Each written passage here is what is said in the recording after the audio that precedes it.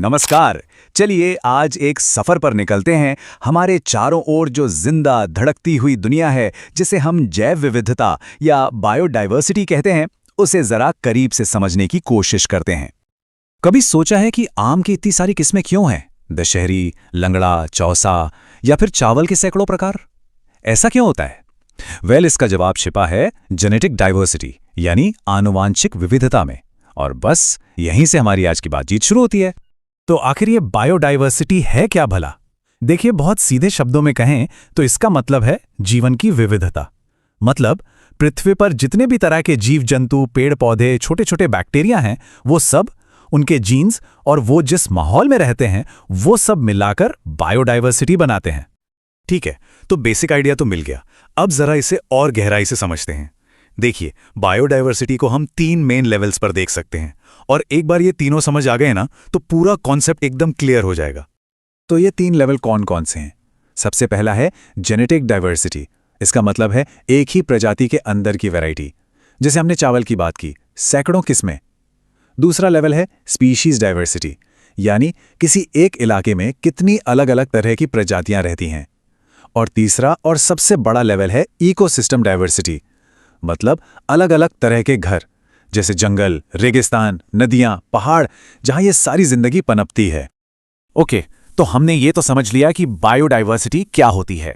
पर अगला और शायद सबसे जरूरी सवाल ये है कि भैया इतनी इंपॉर्टेंट क्यों है? हमें इसकी परवाह क्यों करनी चाहिए? असल में इसकी अहमियत 4 बड़े पिलर्स पे टिकी है। पहला, ये इकोलॉजिकल बैलेंस बनाती है। दूसरा, इसके सीधे सीधे इकोनॉमिक फायदे हैं। हमारा खाना, दवाइयाँ, टूरिज्म सब इसी पर तो टिका है। तीसरा, इसका कल्चरल महत्व है। सोचिए, हमारे कितने त्योहार और परंपराएं प्रकृति से जुड़ी हैं। और चौथा, ये हमारी फ्यूचर सिक्योरिटी है। तो जब ये इतनी जरूरी हैं, तो जाहिर है कि हमें इसे बचाना चाहिए। लेकिन इसे बचाने के लिए पहले ये जानना होगा कि इसके दुश्मन कौन हैं। वो कौन सी चीजें हैं जो इस खूबसूरत वैरायटी को, इस विविधता को खतरे में डाल रही हैं? खतरों की लिस्ट लंबी है। सबसे बड़ा है हैबिटेट लॉस, यानी जानवरों के घरों का उजड़ना। फिर है पोल्यूशन, हवा, पानी, मिट्टी, हर जगह। क्लाइमेट चेंज तो है ही। हम जिस तरह से नेचुरल रिसोर्सेज का अंधाधुंध इस्तेमाल कर रहे हैं, वो भी एक बड़ा खतरा है। इसके अलावा कुछ बाहरी प्रजातियां आकर लोकल इकोसिस्टम को तबाह कर देती हैं। तो इतने सारे खतरों में से अगर एक को चुनना हो, वो सबसे बड़ा विलन कौन है? बायोडाइवर्सिटी का सबसे बड़ा दुश्मन क्या है? जरा सोचिए। और इसका जवाब है हैबिटेट लॉस, यानी जीवों के प्राकृतिक घरों का तबाह होना। सोचिए, दुनिया की 80% जमीनी बायोडाइवर्सिटी जंगलों में रहती है, और जब हम उन्हीं जंगलों को काट देते हैं, तो हम असल में अनगिनत प्रजातियों से उनका घर छीन लेते हैं। यही सबसे बड़ी वजह है। चलिए, खतरों की बात बहुत हुई, अब आते हैं सल्यूशन पर। आखिर हम इस कीमती खजाने को बचाने के लिए करते क्या हैं? इसे बचाने के या कंजर्व करने के 2 मेन तरीके हैं। ये 2 तरीके हैं, इन सीटू और एक्स सीटू। सुनने में थोड़े टेक्निकल लगते हैं, पर कॉन्सेप्ट बहुत सिंपल है। इन सीटू का मतलब है ऑन साइट, यानी किसी प्रजाति को उसके अपने नेचुरल घर में ही प्रोटेक्ट करना। और एक्स सीटू का मतलब है ऑफ साइट, मतलब जब किसी प्रजाति का घर इतना ज्यादा खतरे में हो, तो उसे वहां से निकालकर किसी सेफ जगह पर प्रोटेक्ट किया जाता है। अब इन सीटू के उदाहरण क्या हैं? अरे, ये तो हम सब जानते हैं। नेशनल पार्क्स जैसे Kanha, Bandhavgarh, wild life sanctuaries, biosphere reserve, यहाँ तक कि हमारे यहाँ जो पवित्र उपवन या सेक्रेड ग्रोव्स की परंपरा है, वो भी इन सीटू कंजर्वेशन का ही एक रूप है। और एक्स सीटू कंजर्वेशन की बात करें तो इसमें आते हैं जू, बोटैनिकल गार्डन्स और सीड बैंक्स, जहां पौधों के बीजों को भविष्य के लिए संभाल कर रखा जाता है। आजकल तो और भी एडवांस्ड टेक्निक्स हैं, जैसे डीएनए बैंक और क्रायो प्रिजर्वेशन। पूरी दुनिया की बात तो हो गई, अब जरा अपने देश भारत पर फोकस करते हैं। क्योंकि जब बात बायोडाइवर्सिटी की आती है ना, तो भारत दुनिया के सबसे अमीर देशों में से एक है। हमारी प्राकृतिक विरासत वाकई कमाल की है। इस बात का अंदाजा आप इस एक आंकड़े से लगा सकते हैं। दुनिया में जितनी भी प्रजातियां हैं, उनमें से करीब 8% अकेले भारत में मिलती हैं।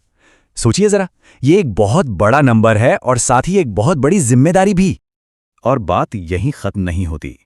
पूरी दुनिया में 36 बायोडाइवर्सिटी हॉटस्पॉट्स पहचाने गए हैं, और गर्व की बात यह है कि इन 36 में से 2 हॉटस्पॉट्स हमारे भारत में हैं।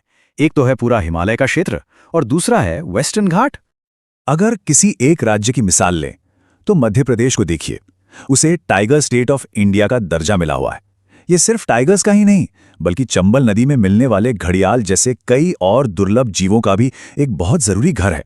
समुद्र का वर्षावन, ये नाम दिया गया है कोरल रीफ्स यानी मूंगे की चट्टानों को। क्यों? क्योंकि जैसे जमीन पर वर्षावनों में हजारों लाखों प्रजातियां रहती हैं, वैसे ही समुद्र के अंदर कोरल रीफ्स में जीवन की एक अद्भुत दुनिया बसती है। जैसा कि हमने कहा, ये एक ग्लोबल मिशन है, तो दुनिया भर के देश मिलकर भी काम कर रहे हैं। जैसे कन्वेंशन ऑन बायोलॉजिकल डाइवर्सिटी है, IUCN है जो अपनी रेड लिस्ट जारी करता है, वेटलैंड्स को बचाने के लिए रामसर कन्वेंशन है, और साइटेस है जो गैर कानूनी इंटरनेशनल ट्रेड पर रोक लगाता है। भारत ने भी इस दिशा में बहुत पहले से काम शुरू कर दिया था।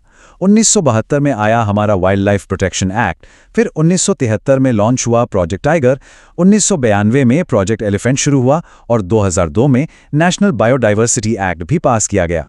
चलिए, अब एक क्विक रैपिड फायर राउंड हो जाए। कुछ जरूरी फैक्ट्स जो याद रखने चाहिए। सवाल, पृथ्वी पर सबसे ज्यादा प्रजातियां किस ग्रुप की हैं? जवाब, कीड़े यानी इंसेक्ट्स। दूसरा सवाल, दुनिया का सबसे प्रोडक्टिव इकोसिस्टम कौन सा है? जवाब, मैंग्रोव्स।